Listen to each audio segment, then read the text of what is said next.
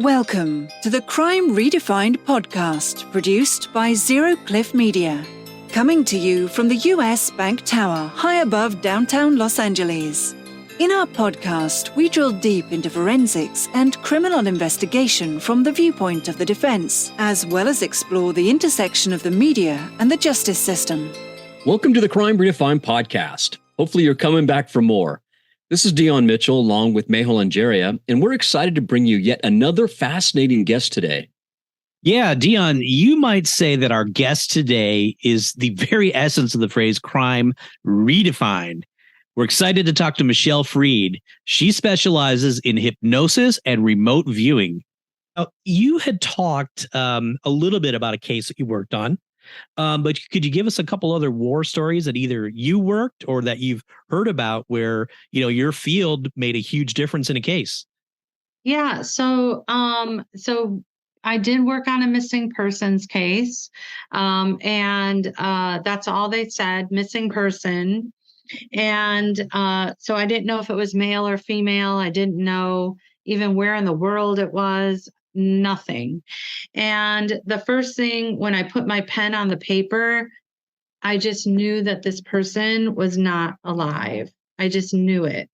So I knew that my session was about somebody that didn't make it.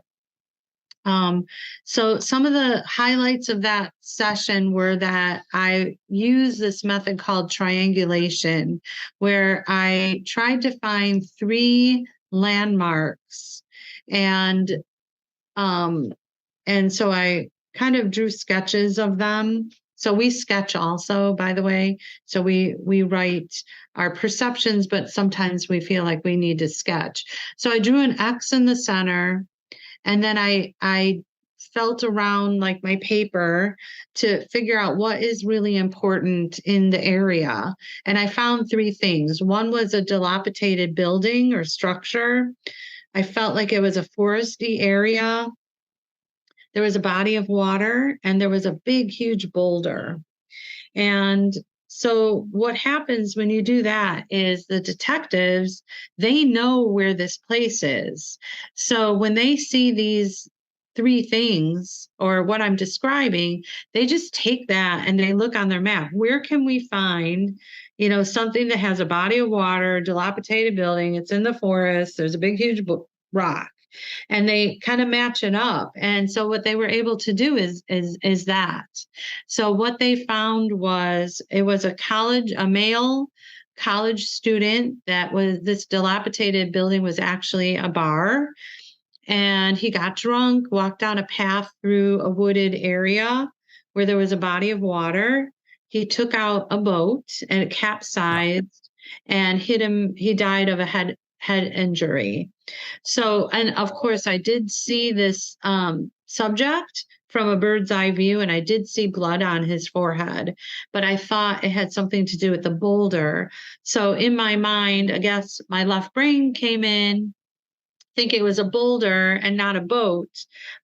So sometimes you get that overlay or misinformation, but I think it was enough to help them locate where this kid was. So that was a very, very successful session. It was very helpful. The things I got were really helpful for them. So it's really riveting. I mean, I was like really find that really, really fascinating. Real quick before your next question, Dion, you talked about an overlay, and is that an AOL? I've heard you talk about it, like an analytic overlay. That overlay is something different, but yes, an analytical overlay is when you name something. So when I was referring to an overlay just now, I just meant that I got confused with the rock and the boat. So it was kind of like, I see it as, I just kind of blurred the 2 together. So it's kind of like maybe a bleed through or maybe an overlay, but analytical overlay is like if you call something an apple or a banana or, you name something. Okay. I see. So we call that an AOL. That's when you draw a conclusion or make an assumption about something. Before my next big question, and I'm just curious, have you ever heard of a remote viewer private investigator? Do those exist? Like someone who uses their skills specifically for like private investigation for families?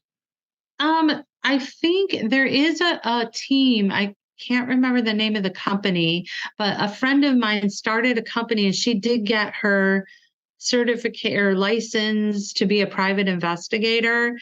So she does have a company she started. I haven't kept up with her. Her name is Gail Husick. And she was running a company doing things like that. So they were taking on cases. So yes, there is something out there. And then, Michelle, how has the government used remote viewing in the past, and how might they be using it today if they are? Well, I can say I worked on on Homeland Security. I worked on a case where it was the year before the 2020 Olympics. And so of course, I didn't know I was working with Homeland Security. They kept that from me. And of course, I didn't know the question. It was the person that was running the project just said, "Hey, Michelle, I have a target for you." So he emailed me a target number and said, "Get this done in a week." That's all I knew. Did a session and I was getting information that felt like, some kind of disaster. I wasn't sure if it was some kind of explosion or it was a weather related thing, but it was a land and water interface, a location. And then my session kind of pivoted to a kind of it was describing what I would say is a computer virus. And so I turned in my session and literally forgot about it. But they said you were looking at the 2020 Olympics. And we wanted to know the top threats for the Olympics. And so obviously there's no feedback because they didn't happen yet. But in 2021, I think it was 2021. I was in my kitchen doing the dishes and I was thinking about that session and I'm like, oh my gosh, yeah, that session.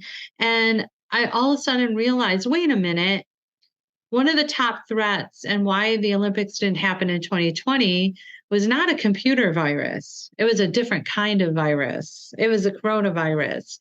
So it's a perfect example of how the left brain, at that time in 2019, it was the furthest thing from my mind that a virus would, of course I would think computer virus, Right, for sure. Brain hijacked that thought and said, of course it's a computer virus, but there was my subconscious fighting and screaming and going, no, it's a virus, just a virus, So that's a challenge. And that's a perfect example of the challenge. Yeah, that's a really good example. Well, do you think the government's using it now? Remote viewing? Oh gosh, yeah. So they declassified in the 90s. And that's when a lot of these ex-military guys started teaching controlled remote viewing to a lot of people. And the method I teach came from a civilian method, which I like way more than the other methods. They're all good, but this one resonated with me the most. And I always ask, like some of those ex-military guys, what do you think? What do you think? And in fact, the thing is, we could probably remote view to see if they're doing it still. Right. Yeah. Makes sense. Good twist. Right? Yeah. We can do anything. I see you. Yeah, exactly. But I think that they're doing something. They may have moved on to bigger and better things. My intuition feels like they're using technology a lot to boost up what we have. That's my guess. Like I'm making that up. That's probably a good assumption. Yeah, I'm thinking that because they have some technologies, like there's a product called the Muse, which helps with meditation. It's something you put on your forehead and it helps you.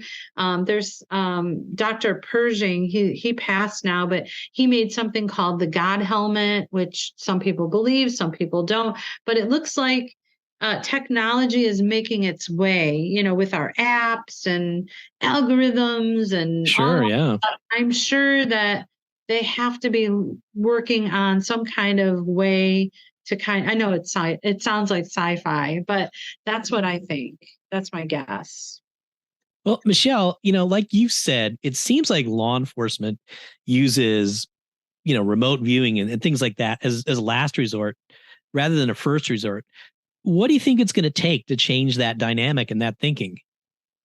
I think that a lot of people that are doing this work have a fear of being ridiculed.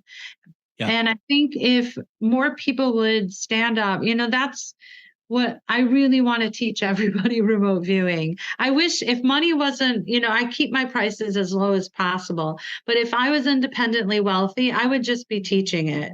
And because I think it's so important. And I think that the more brave we get and we start showing our results, because now we have, things can be time-stamped, we can prove it, all that stuff. We're also the papers, the experiments that we worked on. There's a lot of scientific companies that are working on these things behind the scenes. And just as their papers come out, getting regular scientists involved in what's happening. One of the things that are trending right now is like near-death experiences. And a lot of mainstream scientists are taking a note of what research they're coming up with NDEs. So I think it's going to take one of these fringy things to just take root, and slowly more and more people will be open to the possibilities of these happening. And, just being honest and explaining why it's not foolproof.